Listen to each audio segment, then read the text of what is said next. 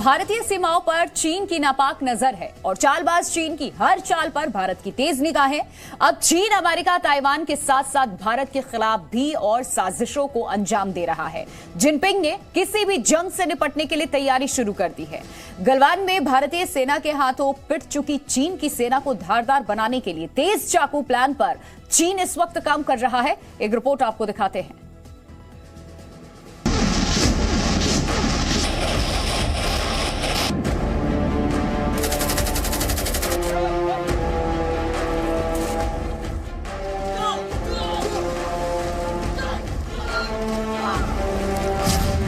चीन की घातक चाल, हर साजिश का पर्दाफाश।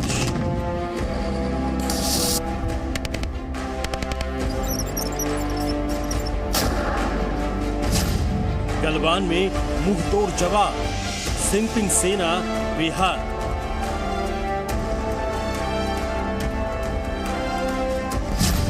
अब जिनपिंग का चाकू प्लान भारत करेगा नाकाम।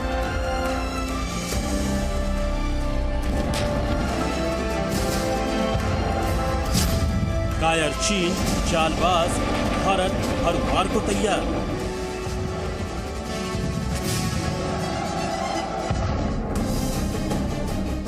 चीन दुनिया का सबसे धोखेबाज और खतरनाक मुल्क। ऐसा कोई देश नहीं जो चीन और इसके राष्ट्रपति जिनपिंग की दगाबाजी और मौका परस्ती से बच पाया हो।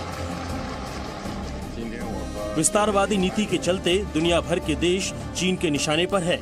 धरती आसमान से लेकर समंदर तक कब्जे की फिराक में रहने वाला चीन हर वक्त चालबाजी की कड़ियां जोड़ता रहता है।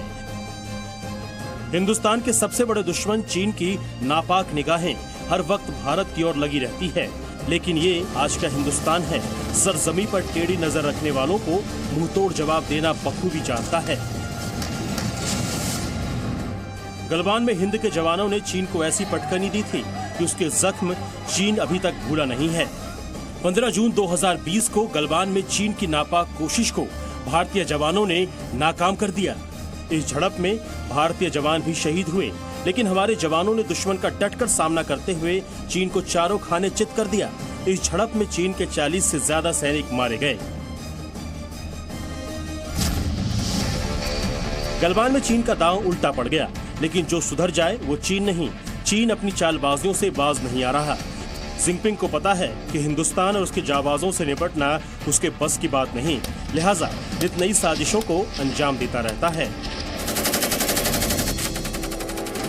अब चीन की पीपुल्स लिबरेशन आर्मी ने खतरनाक वॉर प्लान बनाया है। चीन की सेना खुद को धारदार बनाने के लिए जिस प्लान को तैयार कर रही है वो है शार्प नाइफ प्लान।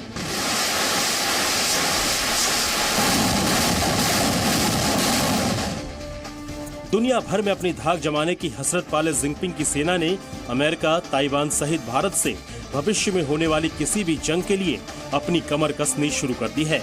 चीन 1500 परमाणु बम और हाइपरसोनिक मिसाइलों का जखीरा तो तैयार कर ही रहा है, वहीं खुद को घातक और खतरनाक बनाने के लिए तेज चाकू प्लान पर भी काम शुरू कर दिया है। दरअसल जिनपिंग की सेना ने अब नॉन कमीशन अधिकारियों पर फोकस बढ़ा दिया है। ये लंबे समय तक सेवा में रहेंगे। ये अधिकारी मॉडर्न ट्रेनिंग से लैस होंगे। इन अफसरों की यूनिट बहुत छोटी होगी। इस प्लानिंग के तहत चीन का मकसद सेना की ताकत में और इजाफा करना है। चीन का मानना है कि जिस तरह तेज चाकू से किसी भी चीज को काटा जा सकता है, उसके सैनिक भी युद्ध के मैदान में दुश्मन पर धारदार चाकू से वार करेंगे। ये जो अभी प्लान बना दी जा रही है पीएलए में कि ये जो चाकू प्लान है, उसका मतलब यही है कि जो नॉन कमीशन अधिकारी हैं ये लड़ाई के दौरान एक कटिंग एज का काम करेंगे। ये फोर्स मल्टीप्लायर हैं, इनको ट्रेन करना चाहिए, इनको मोटिवेट करना चाहिए और ये लड़ाई में आपकी विजय दिलाएंगे। चीन की साजिश के पीछे माना जा रहा है कि उसने रूस यूक्रेन जंग से ये सबक लिया है। चीनी सेना के अखबार के मुताबिक क्षेत्रीय युद्धों से सबक लेते हुए चीनी सेना अब इस मिशन पर काम कर रही है। असल में चीनी सेना मिशन 2050 के प्लान पर काम कर रही है। इसके तहत जिनपिंग का लक्ष्य 2050 तक चीन की सेना को विश्व स्तरीय बनाना है। चीन के राष्ट्रपति जिनपिंग तीनों ही सेनाओं के कमांडर हैं। जंग के लिए पीएलए को तैयार करना चाहते हैं। यही वजह है कि अब चीनी सेना नॉन कमीशन अधिकारियों पर पूरा जोर दे रही है।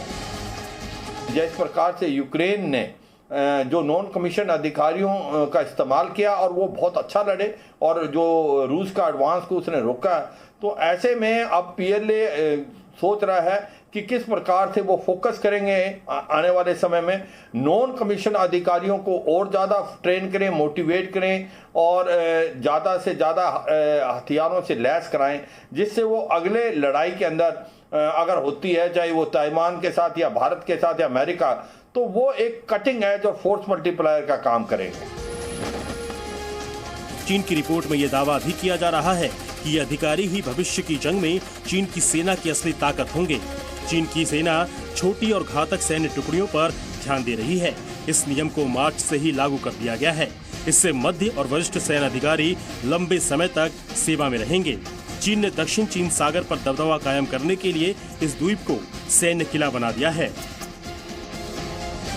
इन द्वीपों को लेकर दक्षिण पूर्वी एशिया के कई और देश दावा करते रहते हैं। दरअसल रूस यूक्रेन जंग में यूक्रेन की ओर से नॉन कमीशन अधिकारी की बड़ी भूमिका रही है। यूक्रेनी सैनिकों ने सफलतापूर्वक रूसी सैनिकों के हमले का बखूबी जवाब दिया है। यूक्रेन की तरह अब चीन इस प्लानिंग को अमेरिका, ताइवान सहित भारत में आजमाना चाहता है, लेकिन चीन ये भूल रहा है कि उसकी कोई भी साजिश हिंदुस्तान में काम आने वाली नहीं है। वो कितनी भी चालबाजियां कर ले, भारत से पार पाना उसके बस की बात नहीं।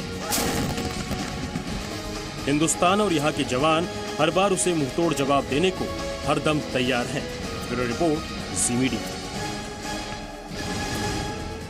तो चीन में सख्त कोविड नियमों के खिलाफ जनता सड़क पर उतरी हुई है। जिनपिंग सरकार के खिलाफ लोग आक्रोशित हैं। जनता की आवाज दबाने की सरकार ने हर जतन कर लिए, लेकिन सब नाकाफी साबित हुए। जनता के विद्रोह से घबराए जिनपिंग को आखिरकार झुकना पड़ा। चीन में कोरोना के कई नियमों में फिर ढील देनी पड़ी। देखिए रिपोर्ट।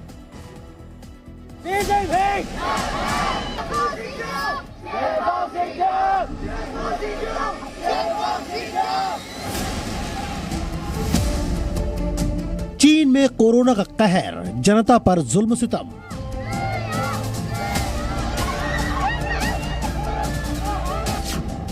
सख्त कोविड पॉलिसी, जनता सड़क पर उतरी।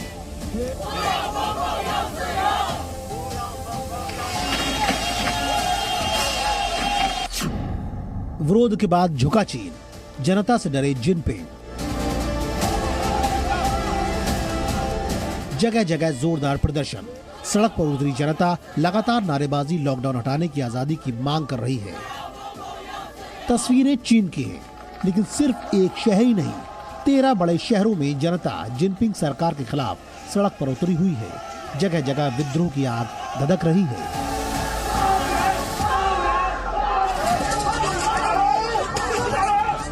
चीन में सख्त कोविड पॉलिसी को लेकर जिनपिंग सरकार जनता के निशाने पर है। लोग लगातार आजादी देने और जिनपिंग के इस्तीफे की मांग कर रहे हैं। दुनिया भर को महामारी की आग में झोंकने वाले चीन में अभी भी कोरोना का कहर जारी है। कोरोना संक्रमण के हालात विस्फोटक होते जा रहे हैं। चीन में एक दिन में 30,000 से ज्यादा कोरोना केस सामने आ रहे हैं। कोरोना से निपटने में जिनपिंग सरकार नाकाम हो रही है।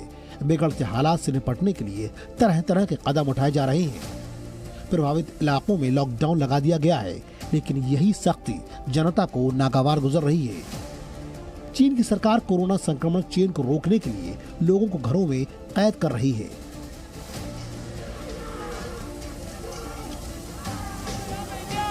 लेकिन इसके खिलाफ जनता सड़क पर उतरी हुई है। बीजिंग, संघाई सहित बड़े शहरों में लोगों का आक्रोश थमने का नाम नहीं ले रहा है। लोगों का गुस्सा जिनपिंग सरकार के खिलाफ बढ़ता ही जा रहा है। जिनपिंग सरकार ने सुरक्षा बलों के जरिए जनता की आवाज दबाने की कोशिश की।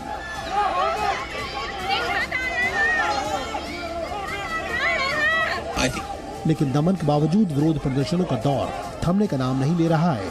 पूरे देश में लोग आंदोलन कर रहे हैं, लेकिन अब जिनपिंग ने ही जनता के सामने अपनी हार मान ली है। जिनपिंग गद्दी छोड़ो नारों का असर दिखने लगा है।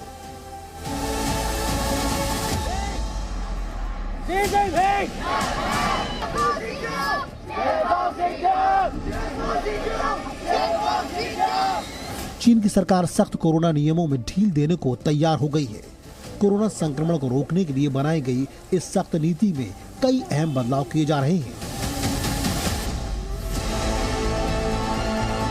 कई शहरों में सार्वजनिक परिवहन के लिए कोविड टेस्ट की अनिवार्यता खत्म कर दी गई है। बसों और सबवे में जांच रिपोर्ट दिखाने की जरूरत नहीं होगी। हालांकि यात्रियों को मास्क लगाना होगा। देश भर में सरकार के खिलाफ हो रहे प्रदर्शनों के बीच कोविड संबंधी नियमों में नरम रुख अपनाया गया है, लेकिन आशंका जताई जा रही है कि चीन के इस फैसले से हालात बेकाबू हो सकते हैं। चीन में पिछले 10 महीनों से जीरो कोविड पॉलिसी लागू है। इसे लेकर कई तरह की पाबंदियां लगी हुई हैं।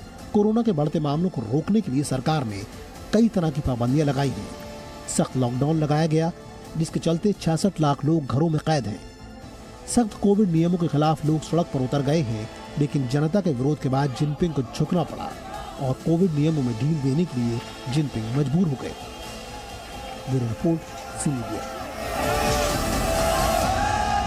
और ईरान में पिछले 3 महीनों से हिजाब विरोधी आंदोलन हो रहे थे। महसा अमीनी की मौत के बाद शुरू हुए इन प्रदर्शनों में लगभग 300 लोगों की मौत हो चुकी है, लेकिन अब ईरानी सरकार महिलाओं की मांग के सामने घुटनों पर है। ईरान की संसद इस कानून में बदलाव के बारे में विचार भी करेगी। देखिए ये इस रिपोर्ट को आप।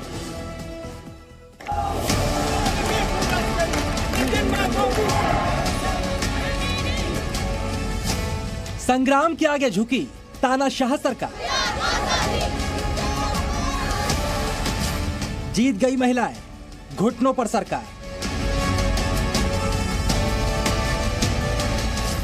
महिलाओं को मिलेगी हिजाब से आजादी। ईरान में 16 सितंबर से ही हिजाब के विरोध में लगातार आंदोलन हो रहे हैं। जिन महिलाओं के सिर पर सदियों से हिजाब था, जो ईरान के इस्लामिक सरकार का हर कानून मानती थी, वही महिला पिछले 3 महीनों से सड़कों पर सरकार के खिलाफ नारे लगा रही हैं, हिजाब जला रही हैं और हिजाब के विरोध में अपने बाल कटवा रही हैं। सरकार के हर उस कानून से लोहा ले रही हैं जो उनसे उनकी आजादी छीनता है। वो हर उस कानून के खिलाफ खड़ी हैं जो उनके सामने पाबंदियों की दीवार खड़ी करता है। ईरान में यह आंदोलन तब शुरू हुआ जब 22 साल की महसा अमीनी की पुलिस हिरासत में मौत हो गई। उन पर हिजाब से जुड़ा कानून तोड़ने का आरोप था। पुलिस का कहना है कि अमीनी की मौत हार्ट अटैक से हुई, लेकिन अमीनी का परिवार इस बात को मानने को तैयार नहीं था। परिवार का आरोप है कि अमीनी की मौत पुलिस की बर्बरता की वजह से हुई और अब पुलिस अपना दामन पाक साफ करने के लिए कहानियां बना रही है। और यहीं से ईरान में भड़कती है बगावत की चिंगारी, जो देखते ही देखते एक भयावह आंदोलन में तब्दील हो जाती है। महज कुछ ही दिनों में तेहरान से शुरू हुआ आंदोलन पूरे ईरान को अपनी चपेट में ले लेता है। अपने हक के लिए लड़ती ईरान की महिलाओं को अमेरिका, लंदन, ऑस्ट्रेलिया समेत कई देशों की महिलाओं का समर्थन मिलने लगा, तो वहीं बड़े कलाकारों ने महिलाओं के समर्थन में स्टेज पर ही बाल काट दिए। लेकिन अब ईरान की सरकार हिजाब कानून को लेकर घुटनों पर आ गई है। ईरान के अटॉर्नी जनरल मोहम्मद जफर मोताजेरी ने कहा कि संसद और न्यायालय दोनों ही इस कानून के बारे में विचार कर रहे हैं कि इसमें किसी बदलाव की जरूरत है या नहीं। अटॉर्नी जनरल के मुताबिक पिछले बुधवार को ही एक रिव्यू कमेटी ने संसद के कल्चरल कमीशन के साथ बैठक की है और आने वाले 1 या 2 हफ्तों में हमें बदलाव दिखाई देगा। जो महिलाएं सालों से सरकार के हर फरमान को बिना सवाल उठाए मानती जा रही थी, उन्होंने साबित कर दिया कि उनके जज्बे के आगे बड़े से बड़े तख्तोताज झुक जाते हैं।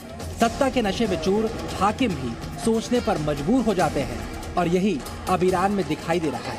ब्यूरो रिपोर्ट, ज़ी मीडिया।